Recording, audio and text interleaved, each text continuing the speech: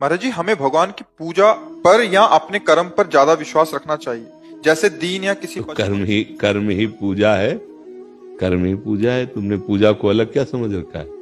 क्या पूजा समझते हैं आप और क्या कर्म समझते हैं? मतलब भगवान की भक्ति करें या किसी की मदद करें, पशु पक्षी की। किसी का है कौन? किसकी मदद कर रहे हैं? भगवान ही है, तो लेकिन बस फिर अलग लेकिन मत लगाइए। बस यही लेकिन मिटा देंगी तो पूजा बन जाएगी। देखो, जो एक बार श्री एकनाथ जी महाराज गंगोत्री से बहुत से भक्तों के साथ जल लेकर के रामेश्वरम जा रहे थे चढ़ाने के लिए। तो बस रामेश्वर जी थोड़ा ही दूर रह गए थे, तो पास में देखा एक गधा जवान निकाले हुए ऐसे प्यासा पैर फटफटा रहा है, और कलश में लाए थे गंगोत्री से। उन्होंने कहा कि हम तो अब एक कदम नहीं चलेंगे, क्योंकि हमको ये प्यासा दिखाई दे रहा है, हम नहीं गए। सबने मना किया कि गंगोत्री से जल रहा है तो रामेश्वर जी में चढ़ा दीजिए। उन्होंने उसको ऐसे उठाया और कहा, हे भगवान शिव, आप कण कण में विराजमान हो, मेरा जल स्वीकार करो। पूरा घड़े का गंगा जल पिला दिया।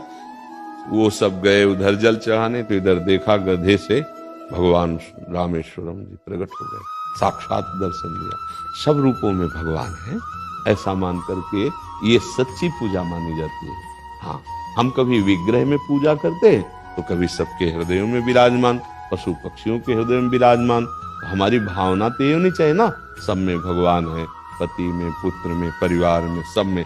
अगर हम ऐसी भावना से पूजा करते हैं तो वो पूजा हमारी भगवान स्वीकार कर लेते हैं। और अगर हम केवल मूर्ति में पूजा करते हैं और सबसे विरोध, द्वेष, हिंसा, कपट ऐसा करते हैं, तो भगवान कपिल देव जी ने श्रीमद् भागवत में कहा है कि वो पूजा में स्वीकार नहीं करता। जैसे राख में किया हुआ हवन बेकार हो जाता है, ऐसे हम वो पूजा मानते हैं।